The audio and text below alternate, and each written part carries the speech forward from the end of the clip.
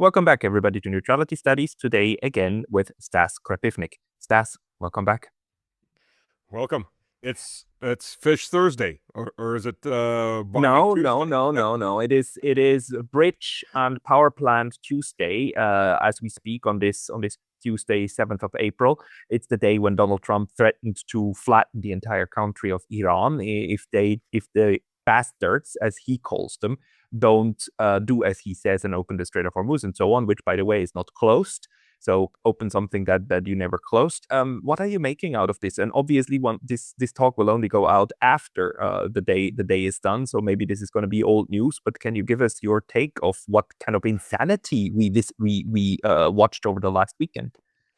Well, it's partially open. It depends whose side you're on. For example, by the way, the Indians can't get their ships out because they kind of betrayed Iran and they betrayed Russia, and Modi got a nice medal from the Knesset, and they said screw BRICS and everything else, and all of a sudden 2 months later everything goes to hell for him. It's open for people who are going to pay $2 million for tolls. Some of them actually don't have to. I think the Chinese can go without it, and the Pakistanis, and who bought in non-dollar denominated currency.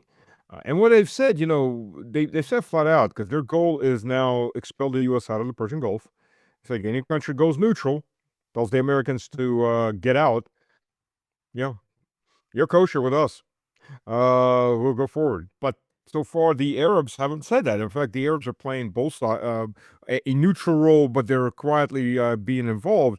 And then you got MB, Yes. no, not MBS. I'm sorry, MBZ, MBZ, the head, Mohammed bin Zayed, who's the head of the president of the entity known as the United Arab Emirates, which is 7 villages that grew up with the 7 artificial cities. They're all for it. Let's go grab some islands. Of course, their military is rather small. It's 60,000, 65,000. And considered out of that, maybe about 12 to 15,000 are actual combat soldiers. And most of those are mercs, including a lot of American mercs as officers. They're counting on the U.S. Marines doing most of the dying for them. But even then, these entities would cease to exist, because once they're fully involved in combat with Iran, Iran will target their desalination plants, and bye-bye.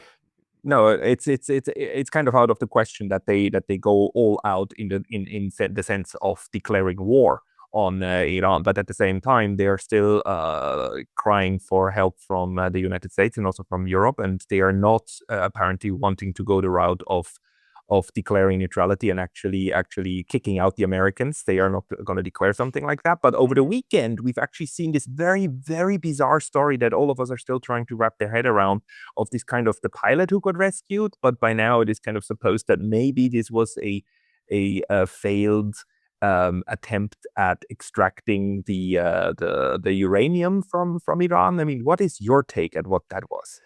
Well, I think it was both. Pilot got rescued, and then the guy, he hid out. Well, he wasn't a pilot; he was the weapons officer, and a colonel, a lieutenant colonel, or rather, which is kind of odd that a lieutenant colonel, the XO for this squadron, would be flying on a mission. By the way, with just one F-15 Strike Eagle, but okay.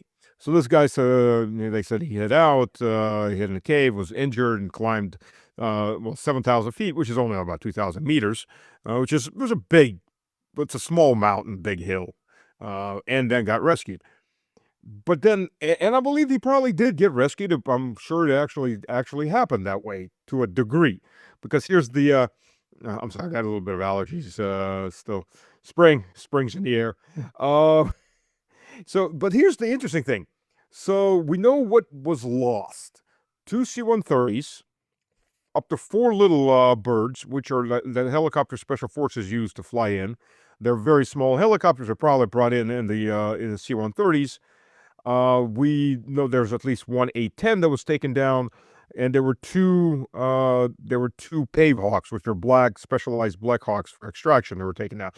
Now the Black Hawks were damaged. At least one of them was damaged that first day, and you see smoke streaming out of it. They're like, oh, they shot it down with a missile. No, that wasn't a missile, because if a missile hit it, that thing would just fall out of the sky. Helicopters don't glide for obvious reasons. Since it was still flying and streaming smoke, it was small arms firing, and everybody's taking pot shots at it. It was a little funny watching these local tribes are running around with hunting rifles, and then the police with pistols, and everybody's just shooting at it. And these helicopters are flying in. So they suppose they got the first guy out, and there were additional casualties. No KIAs, just WIAs amongst the crew to get this guy out. The first guy out. Okay, so, and apparently the helicopter was a write-off. Not sure when they lost a second Pave Hawk. That's not very clear.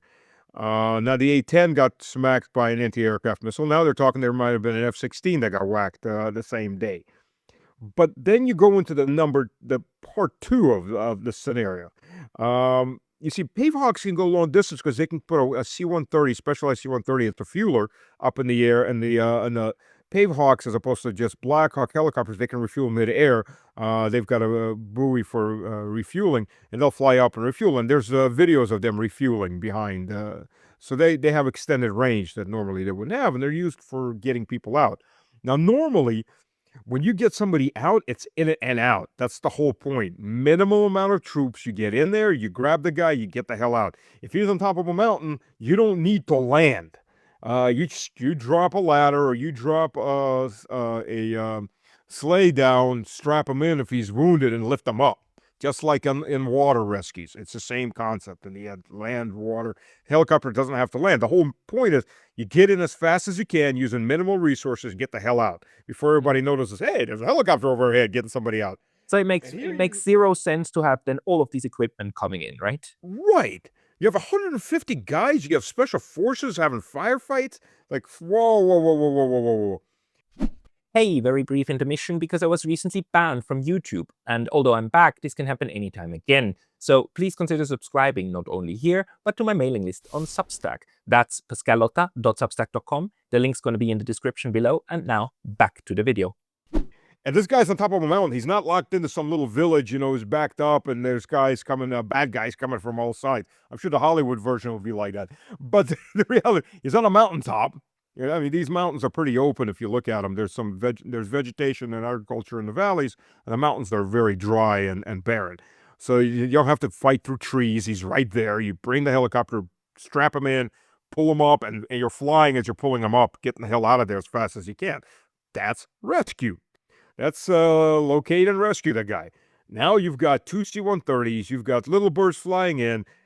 And yes, and I actually recorded the video I just posted on this from yesterday. And then I was on RT, America Now, which is a subsidiary of RT that's just starting up.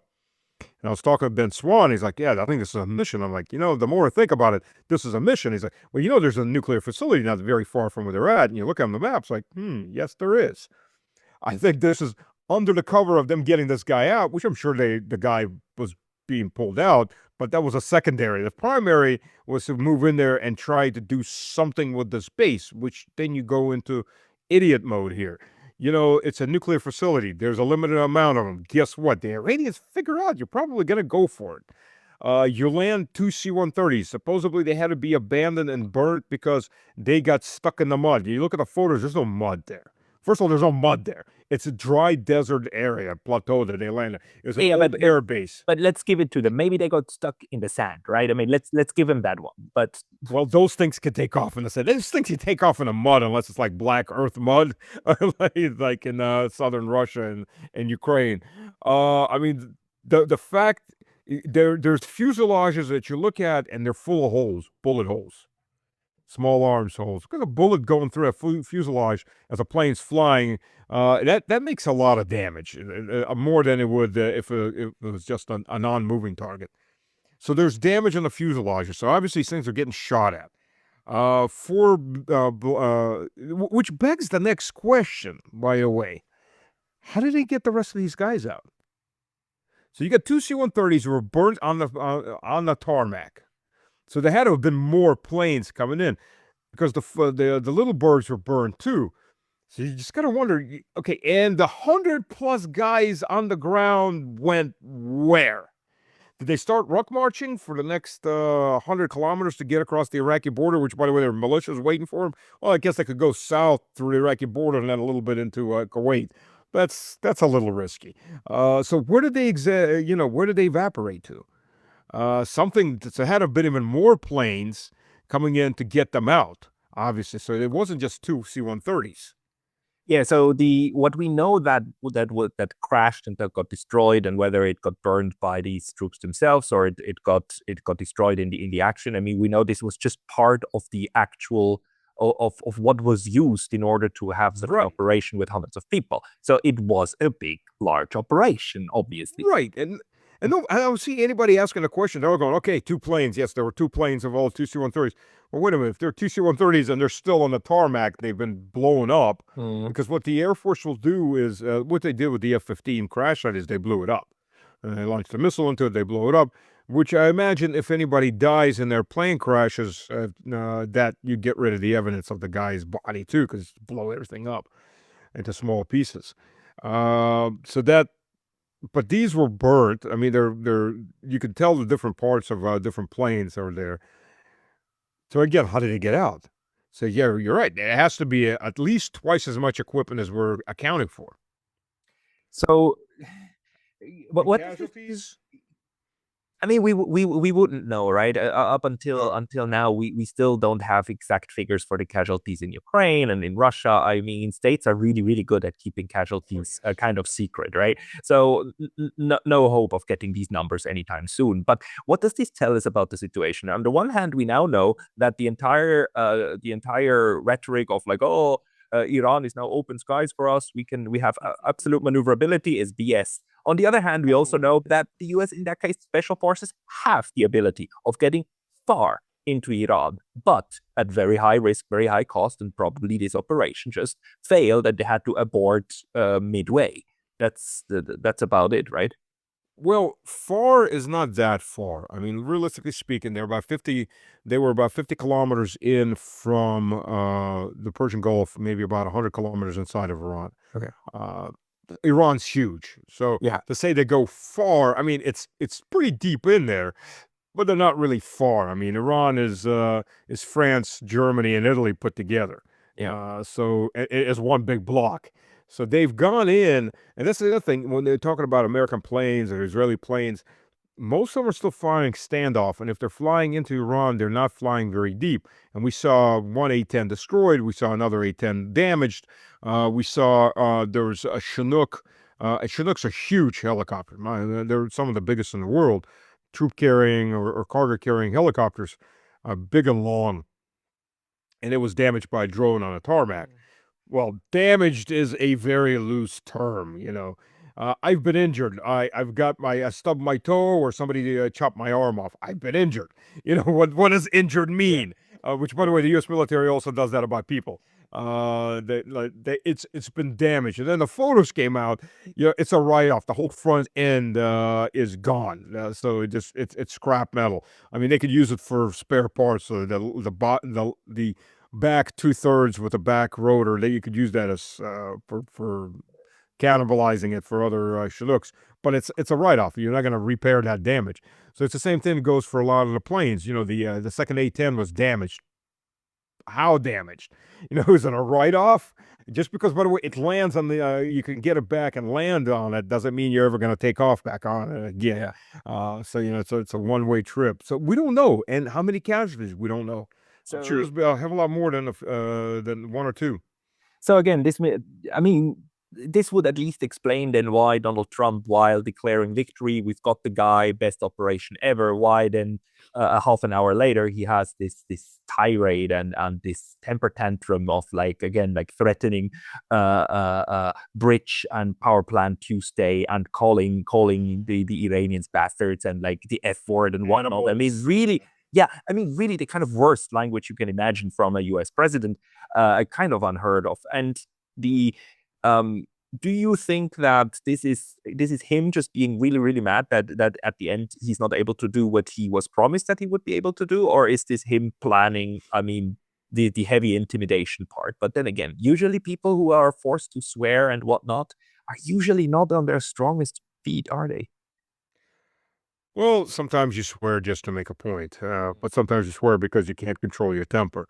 Um, I understand he's the president of the United States, but there should be a manager walking behind him going, "Let me see that." No, we don't want to say it like that. Let's re-edit that, sir. Now we can hit send. He really needs a filter between him and that freaking smartphone of his because he's talked himself into so many war crimes just from his own language. He's used the threats that he's used he's already, I mean, it's a war of aggression. Iran was not about to attack anybody. There's no immediate danger. I mean, Iran's been developing nuclear missiles for 40 plus years now. It's only just a week away or a month away for 40 years. So, that's obvious enough that that's not a pretext for immediate action because 40 Yeah. years. Yeah, it's just not. To anybody who didn't hear that, 40 years, 2 generations they've been developing nuclear weapons for apparently, and they can't do it or they won't do it. That's the accusation. Yeah, but Dean, do you?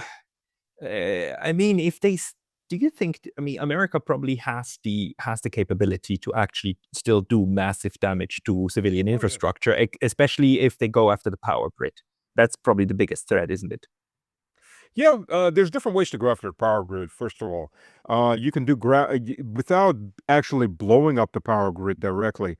You can do graphite bombs, which they release strips of graphite and aluminum, and when they come down on the wires, they'll short circuit the wires Oh from no, the transformers.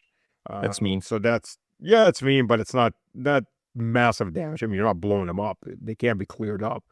But it's a I guess it's a kinder version because you could I mean you will spark fires, but it's not the mass damage of a rocket hit.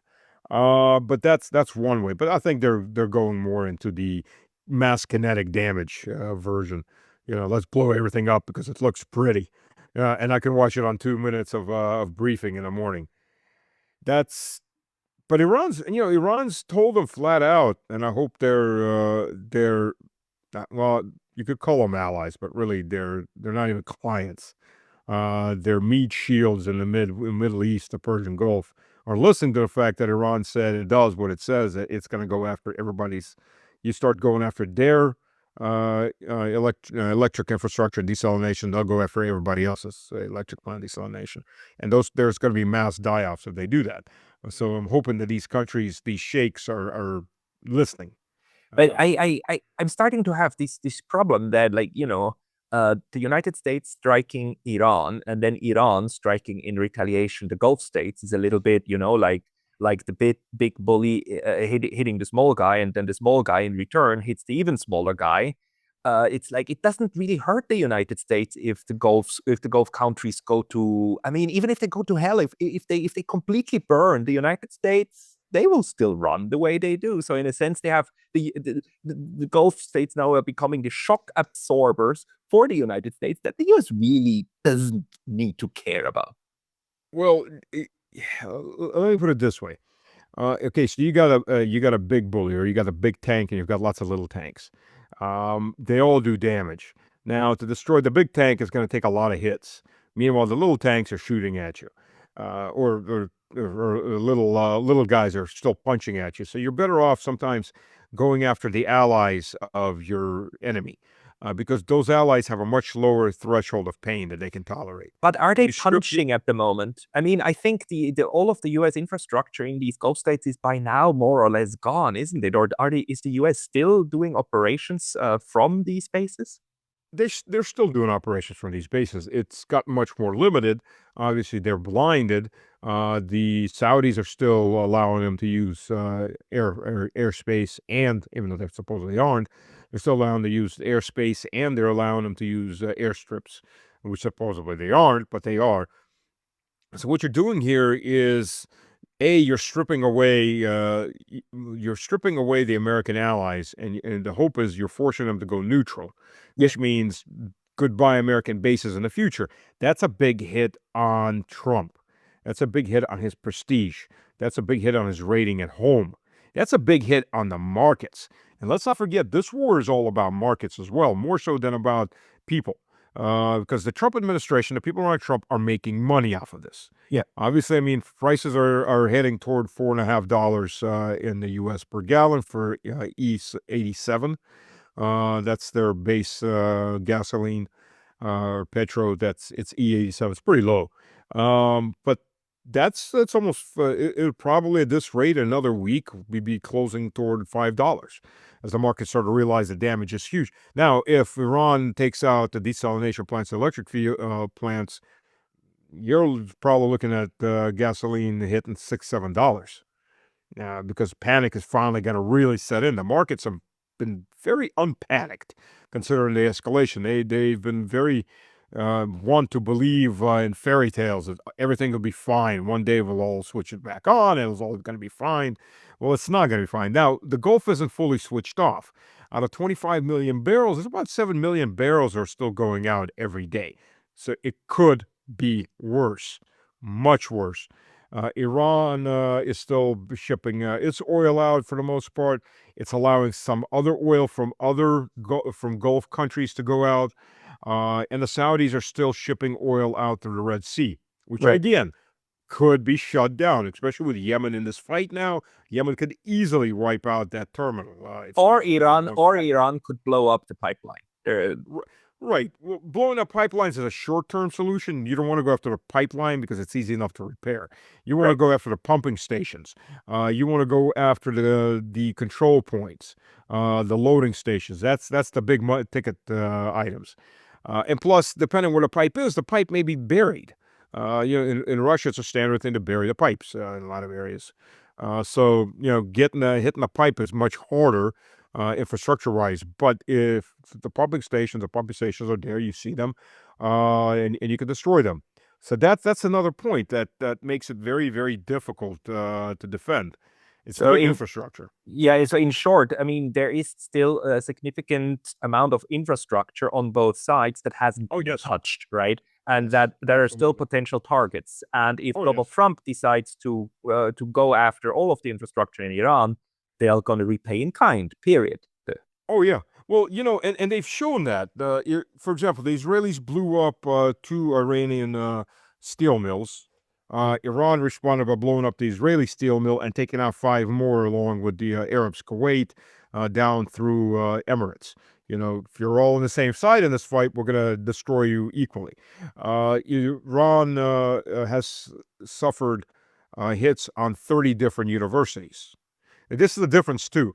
The Americans and yeah, exactly. The Americans and the Israelis are hitting universities. They're not giving prior warning. They're going to hit a university. They just hit universities. If there's professors or students there, they kill them. That's just how it is. Iran, on the other hand, one step on it. Iran, on the other hand, they gave a day's warning. We're going to hit every American and Israeli university or affiliate of the universities in the Gulf states. You have 1 day to get your people out of there. Don't come within a kilometer. And they proceeded to hit. So they went the much more humane route. That you've got fair warning. It's just kind of amazing how both sides are actually continuing to wage exactly the kinds of war that they've been doing before, and you can see how warfare itself is also a deeply trained and embodied kind of affair, right? The Iranians, they again, they warn and they go proportionally. That's the two things that they do. The Israelis and the Americans, they try to create as much chaos and casualties and civilian infrastructure as possible because, I mean, look at Gaza. That's just how they do things. Let's flatten the place and a few 100,000 people dead. I mean, it's a good thing at the end of the day, right? And it just continues on a bigger scale. It's not collateral damage. It's bonus points. That seems to be the Western approach. It always has been the Western approach to some degree or another. The Anglo-Saxon approach, particularly.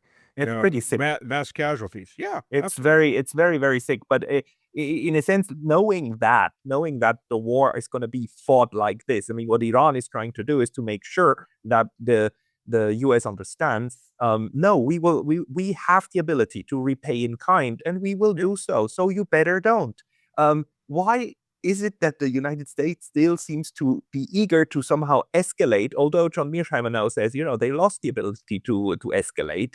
I'm not sure I agree with that, because they still do have. I don't either. Yeah. They have nukes. They have possibilities to devastate. They have chemical weapons.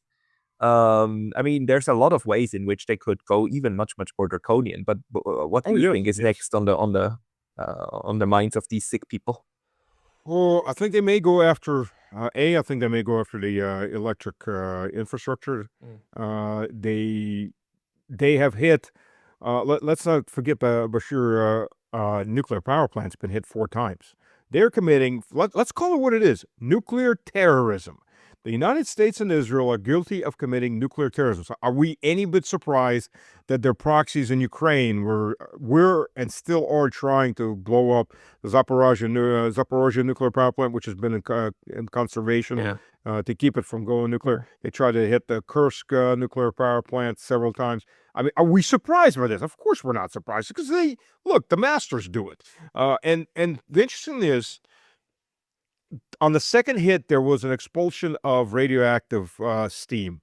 The trade winds blew it into Kuwait. There wasn't that much, but if there's a full nuclear meltdown, considering which direction the winds are going, let's extrapolate from that. It hits Kuwait, it hits western Iraq, it hits northeastern Syria, and it goes right into Turkey. So at this point, the Turks need to maybe get a little more involved in this to stop the U.S. Because they're committing terrorism. I mean, in a very sick sense, this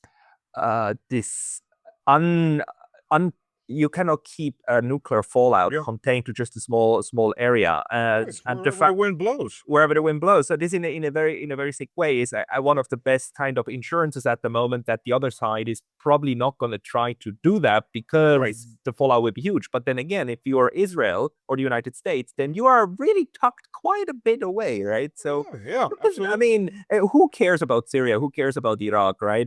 Welcome back, everybody. We just had to do a little interruption because there's a puppy in the house, and the puppy is really cute.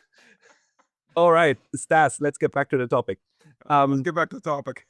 The issue, like, of this strategy now, right, that we are seeing at the moment.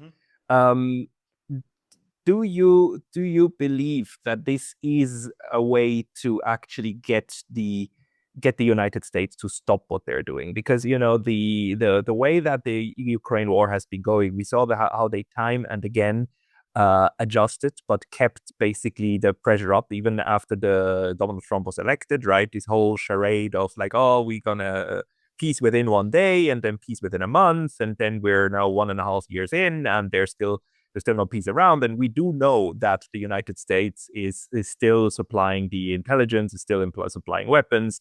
I mean, this war has been continued, just under a different rhetoric.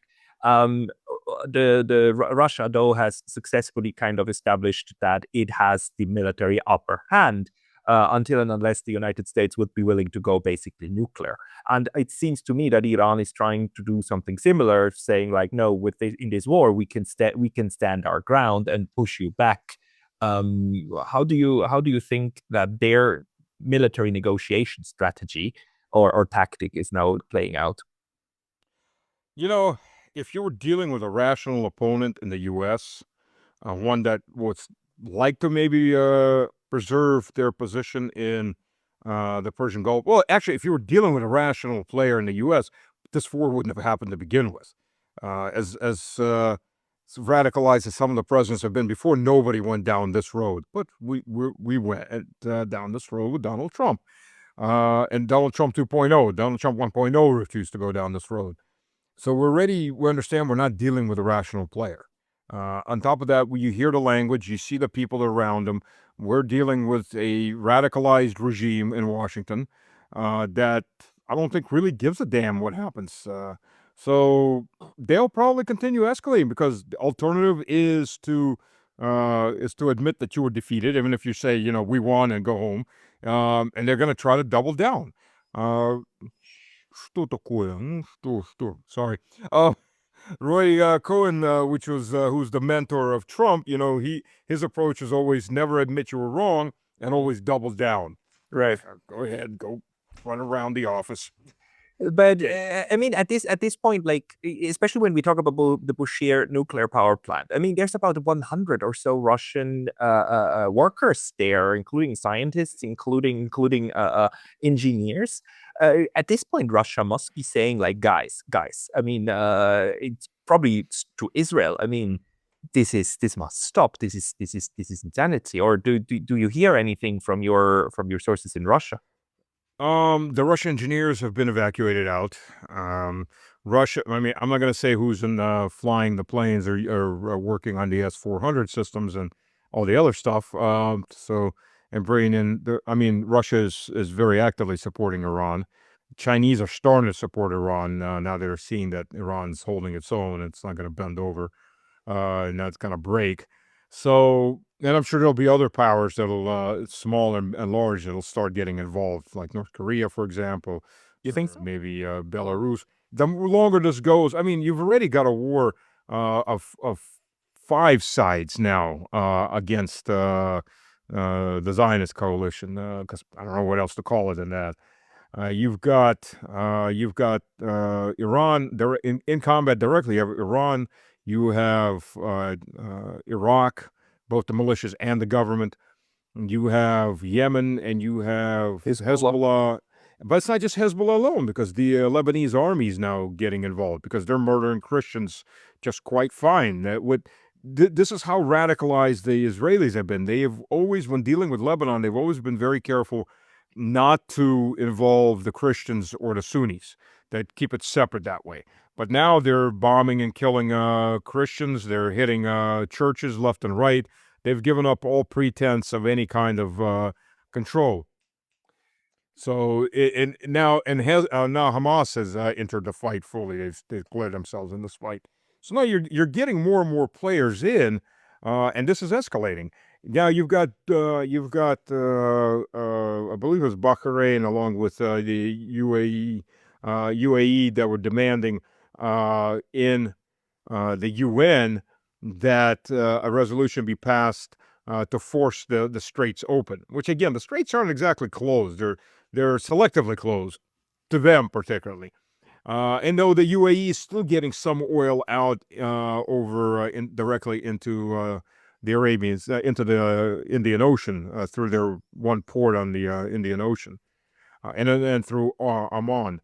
So this is, and they try to get it through UN. Obviously, it's not going to get past the Russian and the Chinese veto for obvious reasons. So, and the Europeans have said, no, we're not getting involved. Because the Europeans, quite literally, if they really wanted, the Western Europeans could still get oil and gas out of there. They just come in there and pay the toll and buy in euros, non-dollars, and everything's fine.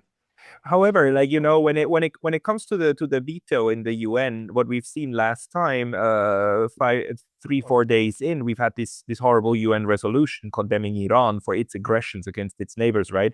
And Russia and China both abstained from vetoing it. Russia later on, we know, because there's about 2 million people in Israel with Russian roots, and the Chinese because they also have a good relationship with the Gulf countries. So they had no intention of pissing them off either. So I mean, in a sense, I don't know where this will go. Not that the UN resolution will do very much, because like both sides will just obviously ignore it.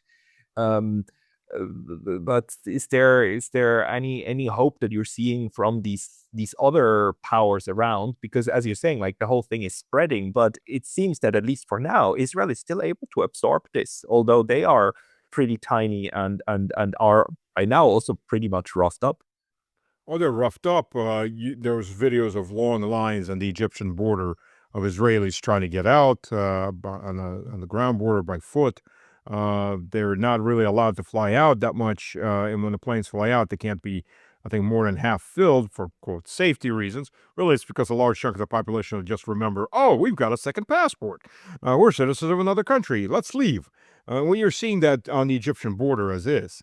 So there's a lot of problems. I mean, the last big call up of 300,000, 1/3 didn't show up. So they're obviously got big problems involved. How do you keep the people fighting? The economy, the biggest plus Israel has is the American taxpayer. Because Right. because that's who's going to be building Israel back up at his own expense. Americans don't have free medical care. Americans have paid education. Israel has both because it's got Uncle Money bags sitting over there that can maintain it. And that's who's going to be rebuilding the U.S. economy unless something seriously changes in the U.S. government. So that's their calculation. We've got a backstop. Does the U.S. consumer have a backstop? The U.S. voter? No, of course not. He's got bankruptcy. But that's the politicians. Yeah, but so basically, the Iran at this point is trying to make the war more costly on the United States, right? Absolutely, absolutely, and everyone else to get them to get the United States to stop. I mean, look, what's the United States proposing? Take our plan. We are the aggressors. Accept basically surrender, and then things will be okay. Well, after we overthrow your government and do everything else, because the U.S. approach of we're here to liberate the people by what, exterminating them? You got Trump. He got asked during the Easter holidays. He was out on the lawn of the White House, and a journalist asked him, well, what about all these people? It's as far as Iran, he's like, oh, they're animals. The Iranian government murders its people, so they're animals. We have to stop them by massacring the population. Yeah, the logic train just goes right off the rails on that one. But that's what we're facing.